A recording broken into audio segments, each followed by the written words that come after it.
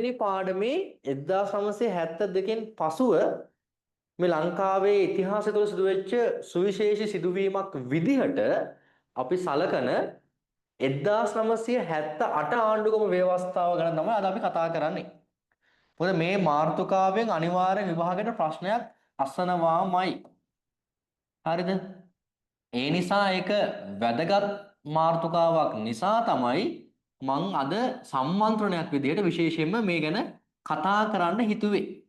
ඉතින් තවත් ඕගොල්ලන්ගේ යාළුවෝ ඉන්නවනම් යාළුවන්ට ආරාධනා කරන්න අද ලංකාවට නොමිලේ වැඩේ යන්නේ නේද? අපි අද පොයේ දවසේ පිනක් දහමක් කරගන්න පුළුවන් ඕගොල්ලන්ටත් ඔන්න. ඔන්න 1978 ආණ්ඩුක්‍රම ව්‍යවස්ථාව තමයි කතා කරන්නේ. මේක අතිශය වැදගත් මාතෘකාවක්. ඔයාලට විභාගෙදී වැදගත් වෙන. හරි? හරි. හැබැයි පුතේ මේක හරි ලේසි.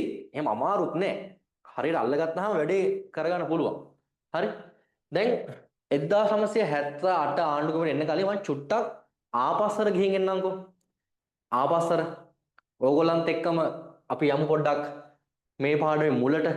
දැන් මේ පාඩම තමයි නිදහසෙන් පසු ශ්‍රී ලංකාව ගැන පාඩම.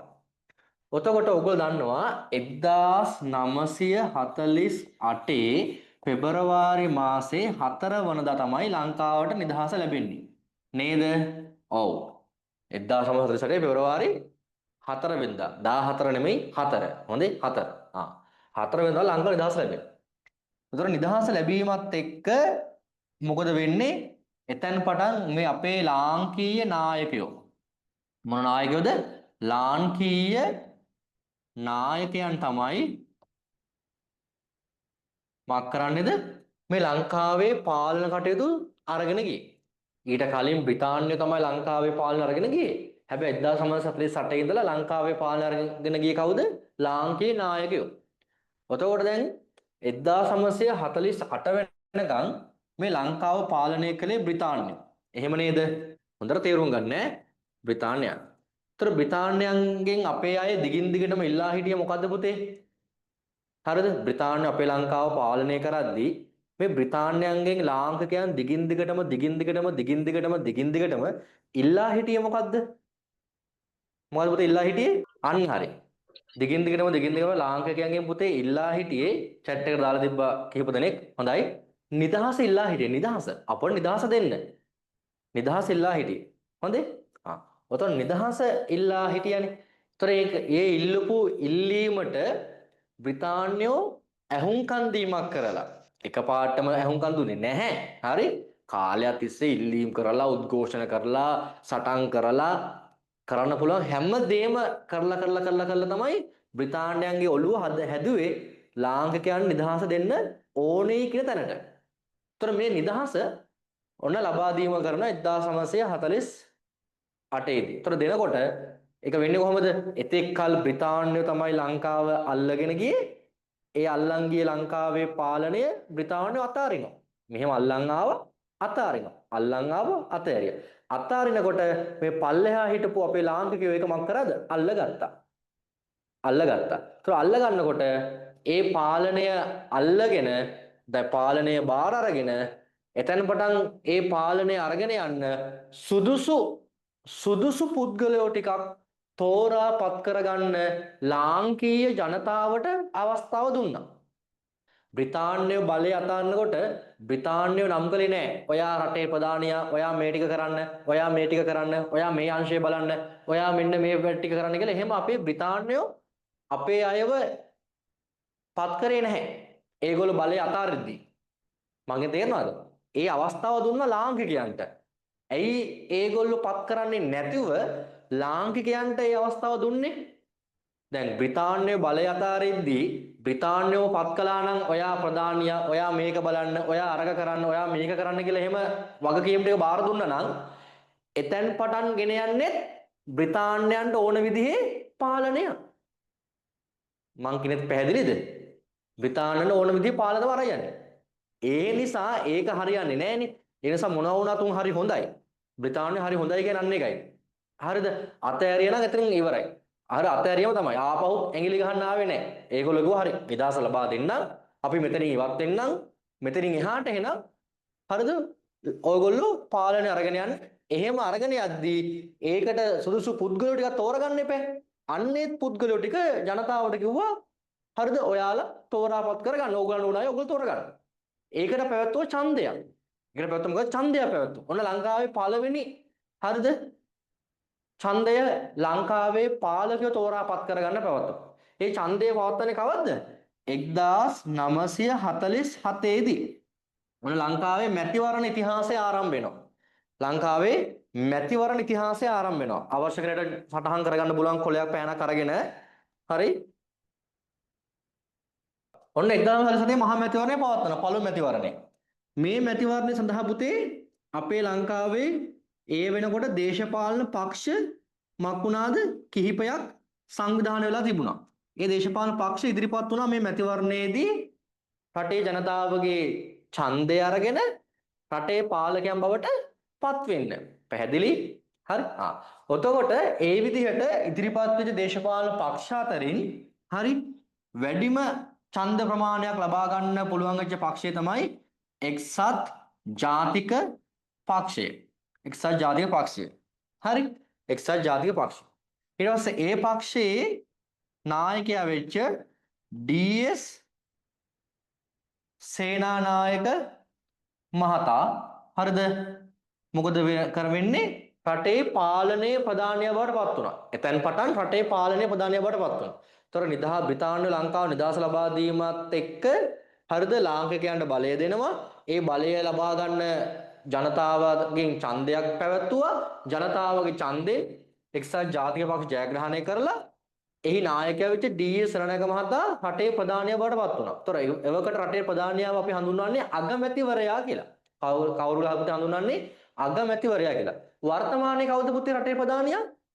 වර්තමාන රටේ ප්‍රධානියා කවුද? වර්තමානයේ කවුද පුතේ රටේ ප්‍රධානියා? දාන්න chat එකට මැසේජ් එකක්. වර්තමානයේ කවුද රටේ ප්‍රධානියා? ජනාධිපතිවරයා. උතර දැන් තමයි ජනාධිපතිවරයා.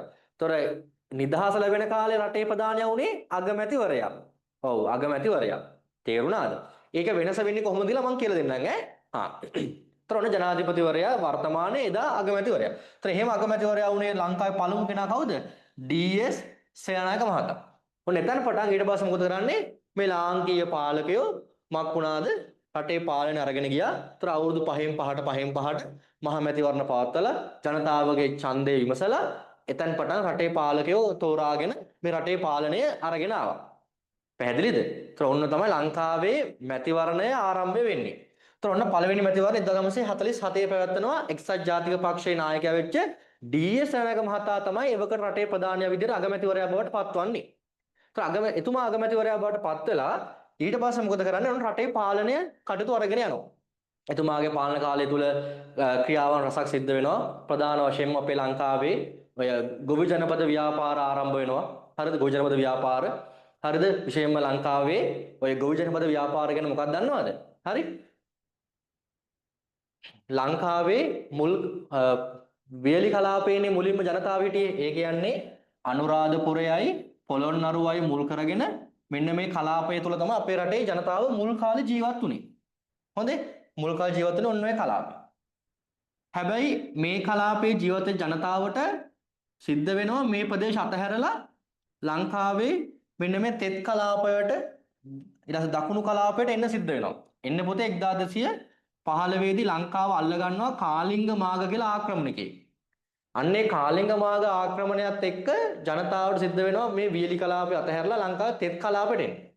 ඔතකොට මොකද වෙන්නේ? කාලයක් ඇද්දි මෙන්න මේ කලාපය තුල විශාල ජනගහනයක් වර්ධනය වෙනවා.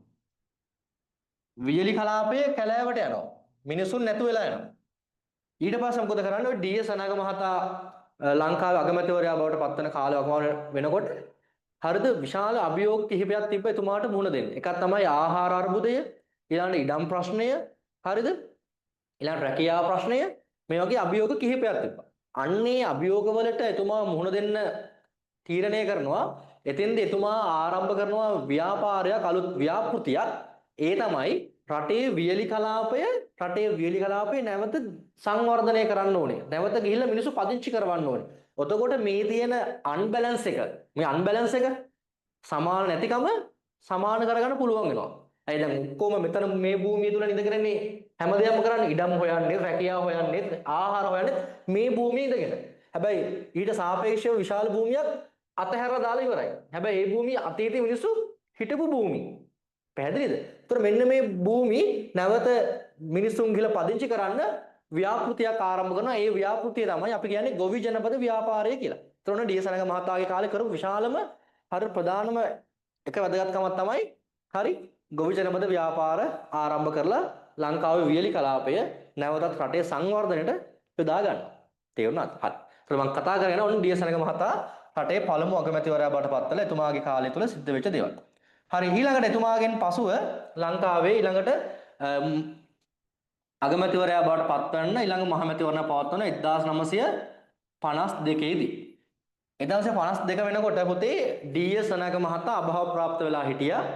ඒ වෙනකොට එතුමාගේ පුතා වෙච්ච ඩඩ්ලි සනක මහතා තමයි හරිද අගමැතිවරයා බවට පත්වන්නේ අර මෙන්න මේ මැතිවරණය පැවැත්වෙනකම්. ඒ කියන්නේ 1951 දී ඩී.එස්. සනක මහතා මිය යනවා. කොහොමද මිය යන්නේ? මිය යන්නේ අශ්වයෙකුගේ පිටේ වැටිලා. හරිද? එතුමා මිය යනවා.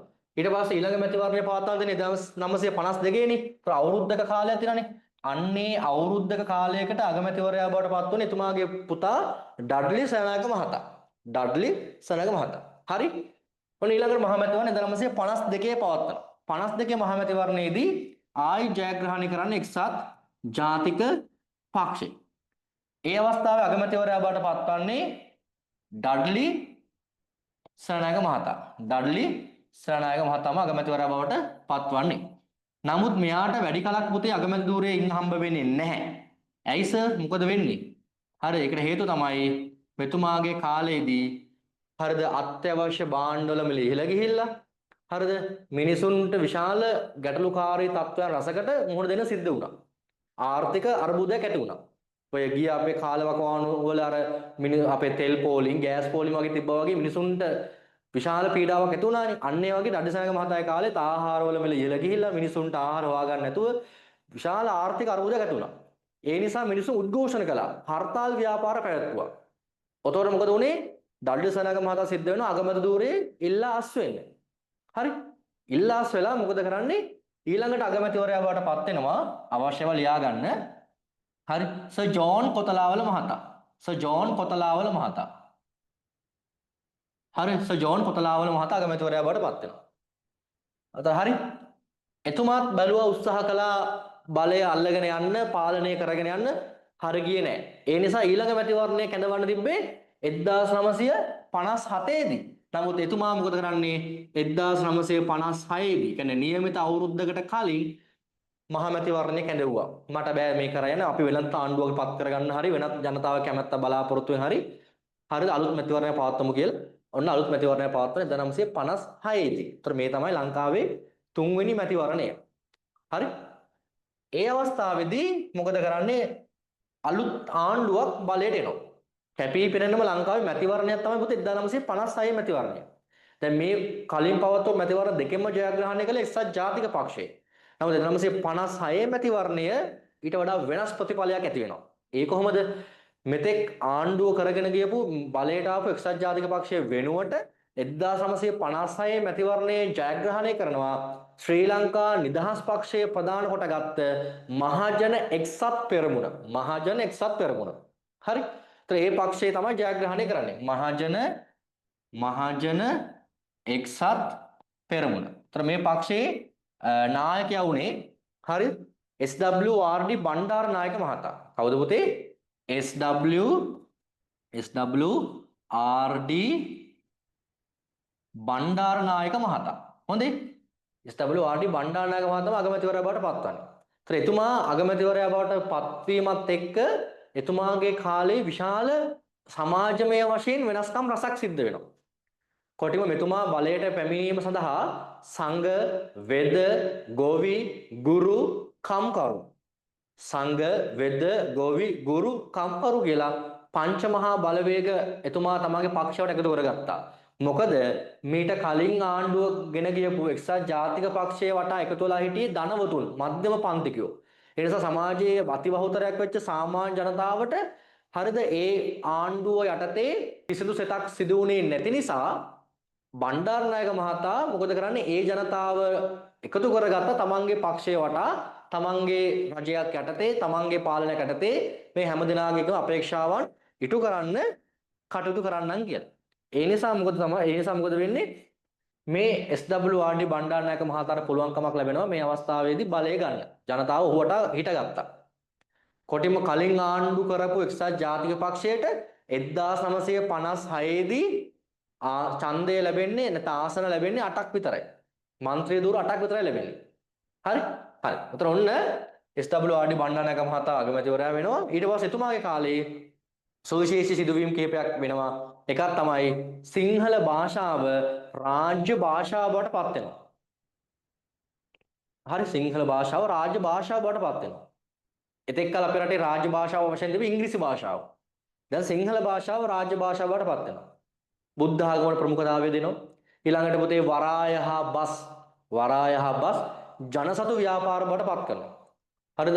දැන් ඔය CTB එක අරම මේ බී වෙන්නේ ඔන්න ඔය විදිහත් එක්ක.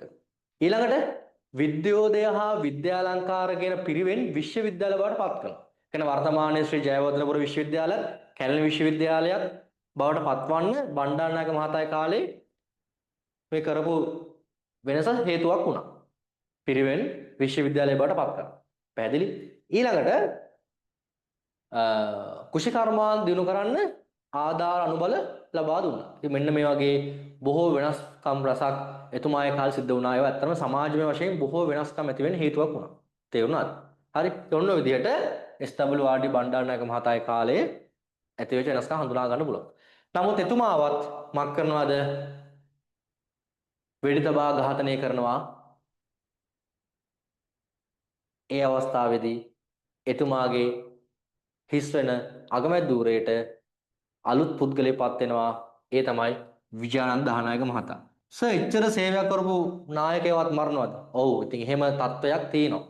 එතුමාගේ ධූර කාලය ඉවර වෙන්න ඔන්න වෙන්න තියෙද්දී. හරිද? මොකද කරන්නේ? එතුමාව මරනවා, සාහසිකයෙකු වෙඩි තියලා මරලා දානවා. හරිද?